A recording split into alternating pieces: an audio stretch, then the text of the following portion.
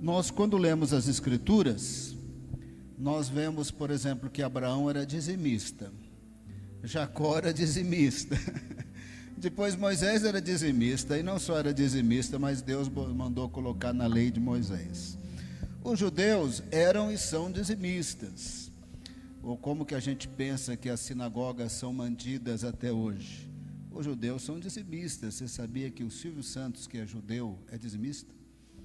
Os judeus são dizimistas, assim que os projetos sociais por parte da comunidade judaica são mantidos, e as sinagogas são mantidas, e os rabinos são mantidos.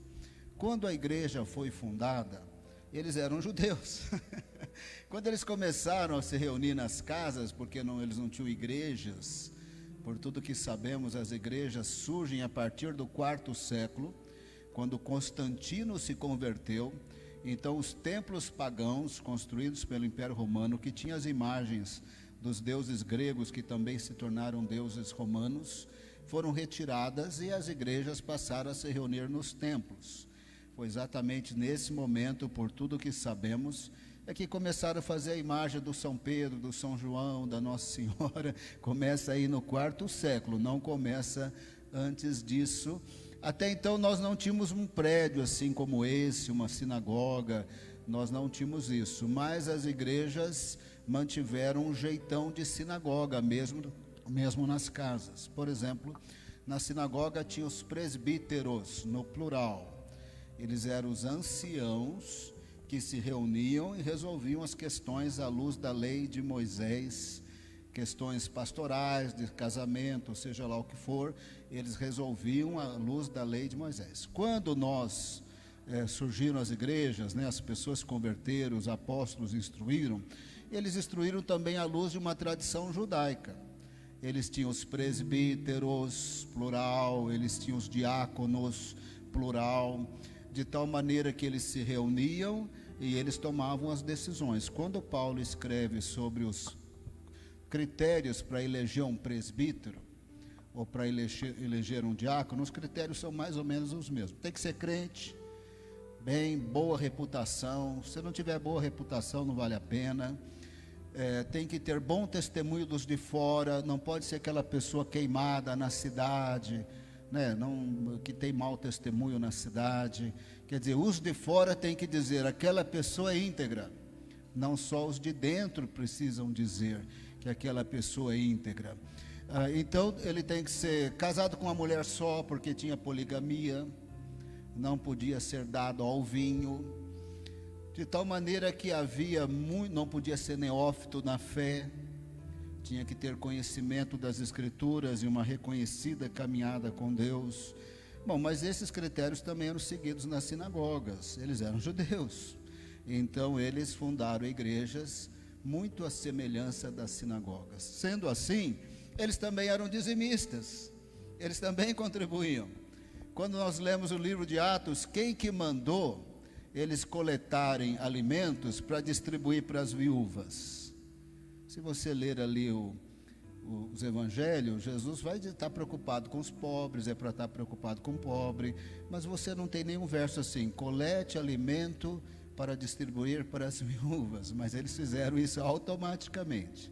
Por que fizeram? Eles eram judeus.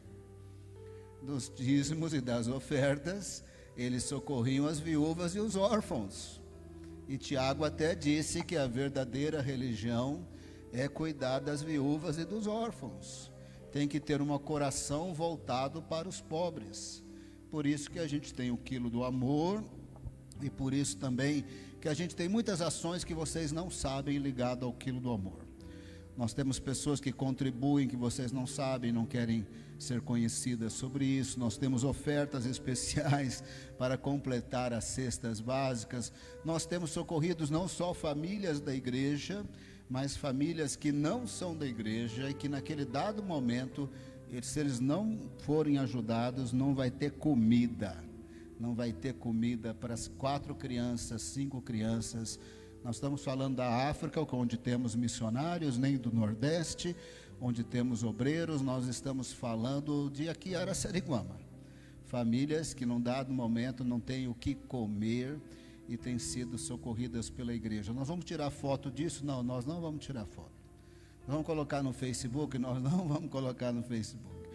Mas os dízimos e ofertas também têm esse propósito. E você vê lá no livro de Atos que eles se organizaram rapidamente para socorrer as viúvas. Não tinha INSS, não tinha aposentadoria, não tinha no SUS, e não tinha aquilo que coloca aqui no braço, desde as criancinhas com carteirinha.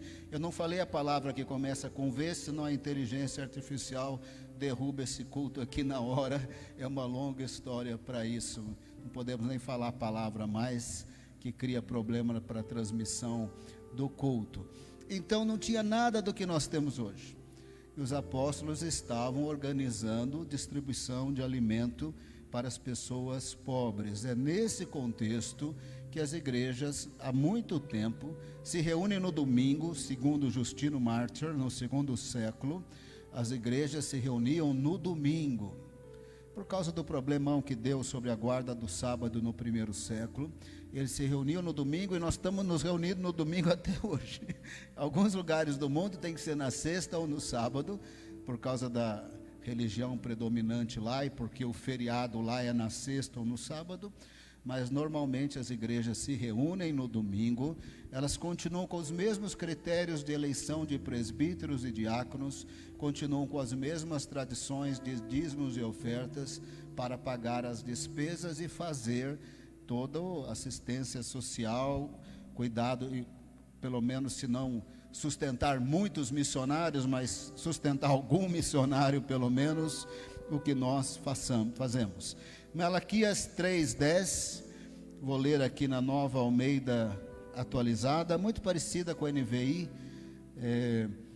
Nova Almeida atualizada, Malaquias 3:10. Tragam todos os dízimos à casa do tesouro, para que haja mantimento na minha casa. Ponham-me à prova nisto, diz o Senhor dos Exércitos, se eu não lhes abrir as janelas do céu e não derramar sobre vocês bênção sem medida. Lembra que Israel tinha promessas de prosperidade, lembra disso? Lembra que muitas vezes Israel passou fome. Lembra que muitas vezes Israel ficou na seca e ficou na praga. E lembra que muitas vezes Israel foi destruído. Então, a bênção do Senhor não era assim automática. Eu te elegi e agora vai dar tudo certo. O Senhor disse, quando fez a aliança no Monte Sinai, se atentamente ouvirem a minha voz e guardarem os meus mandamentos. Olha, eu tirei vocês do Egito com asas de águia, manifestei poder e os tirei de lá. Agora que vocês me conhecem, se atentamente ouvir a minha voz e guardar os meus mandamentos, aí vocês serão um reino de sacerdotes e uma nação santa. Aí sim serão usados por Deus. Então muitas vezes o crente quer a prosperidade e lê Malaquias e promete a prosperidade, mas ele não está se entregando a Deus, não está buscando a Deus e nem a santidade de Deus e nem o poder do Espírito Santo para ter vida santa com Deus. Ele pensa que é automático, é uma caderneta de poupança, é um plano de investimento. Talvez vai comprar as letras do tesouro, algum plano de investimento desse aí, vai comprar ouro, não sei, botei lá, rendeu, não sei o que. O dízimo tem promessa de prosperidade, mas se atentamente ouvirem a minha voz e andar nos meus caminhos. Eu vou abençoar vocês se vocês forem dizimistas. Eu vou abençoar vocês se vocês forem fiéis. Eu vou abençoar vocês se andarem nos meus caminhos. Verso 11. Por causa de vocês repreenderei o devorador, para que não consuma os produtos da terra, e não deixarei que as suas videiras nos campos fiquem sem frutos, diz o Senhor dos Exércitos. Na época que era rural, isso aqui é a mesma coisa que dizer, não deixarei que na sua empresa falte cliente. Não deixarei que a cabeleireira fique sem cabelo para cortar. Não deixarei que o padeiro não venda pão. É a mesma coisa. Aplica-se no comércio, aplica-se em outras áreas, mas temos que lembrar que era um momento muito rural da história. Verso 12. Todas as nações dirão que vocês são felizes, bem-aventurados, porque serão uma terra de delícias, diz o Senhor dos Exércitos. Nesse momento, a palavra de Malaquias é muito pesada. Está caminhando para aquele período de 400 anos de silêncio. Aí vai aparecer João Batista, aí vai aparecer Jesus. Eles estão mais uma vez na história muito longe de Deus, bem infiéis no casamento. Eles estão bem longe de Deus, bem longe de priorizar as coisas de Deus. E o abandono do culto a Deus, feito nas sinagogas ou então no templo, dependia dos dízimos e ofertas. Lembra que toda vez na história de Israel, quando o rei se afasta de Deus, eles param de dar dízimos e ofertas e de manter o templo. Lembra que Acaz arruinou o templo. Lembra que Atália também arruinou o templo. Então, cada vez que eles se distanciavam de Deus, também distanciava dos dízimos e ofertas. O templo virava um cortiço abandonado, cheio de imagens. Todos os ouros e pratas eram enviados para reis, e também toda a promessa de bênção de Israel acabava ali. Então, fidelidade começa com a nossa vida, com a nossa obediência. Fidelidade começa com dízimos e ofertas também, e fiel no culto a Deus. Quando nós somos fiéis no culto a Deus, não é um plano de investimento, dízimo, faz parte do louvor, faz parte da adoração, faz parte da fidelidade, faz parte de andar nos caminhos de Deus. Aí sim tem milagres da parte do Senhor. E nós vimos milagres na época da pandemia, né? Nós todos achamos que o mundo já ia acabar, já era aquelas passagens em Apocalipse, que vai morrer 1/3 da humanidade e tudo. Eu falei, puxa vida, agora sim, né? Os irmãos não vão dar dízimo e oferta, agora não sei nem como é que eu vou pagar meu carro, por exemplo. Pensei, agora eu estou perdido, e os irmãos também estão perdidos, e vem na sequência, né? Em algum momento deu um medo, não deu? Mas o fato é que começamos a ouvir história. Sabe, meu filho desempregado, ele conseguiu emprego. Isso em plena pandemia, as histórias iam chegando. Consegui emprego, meu filho conseguiu emprego. E nós vimos tantos irmãos sendo empregados em plena pandemia. E nós não precisamos tanto socorrer os de casa, nós socorremos mais os de fora que não têm Jesus ainda, porque a maior parte dos irmãos da igreja estavam tendo livramentos durante a pandemia. Foi uma coisa maravilhosa de ver o livramento do Senhor em plena pandemia. É nesse sentido que incentivamos vocês a serem fiéis nos dízimos e ofertas, porque faz parte do culto a Deus, faz parte da obediência, faz parte do louvor, faz parte de, nessa comunhão com Deus, jorrar a prosperidade de Deus. A prosperidade de Deus prometida a Israel não era quando Israel estava em pecado. Quando Israel estava em pecado, tinha seca, tinha praga, os inimigos venciam, Israel passava aperto mesmo.